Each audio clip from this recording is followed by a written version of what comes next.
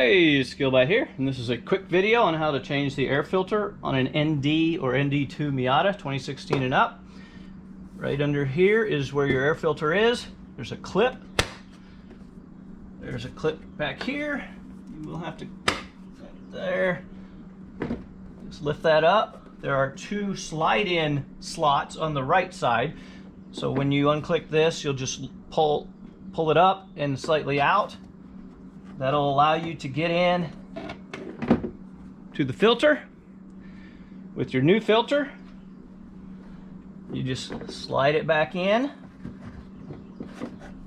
Now this thing is kind of long and skinny, so it may want to fall on this back side. Just make sure that it's on top and setting flush with everything.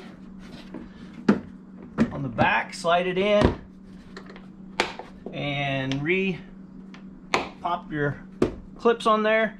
That's all there is to it. Hope that was helpful. If so, please like, subscribe, comment, and good luck with yours.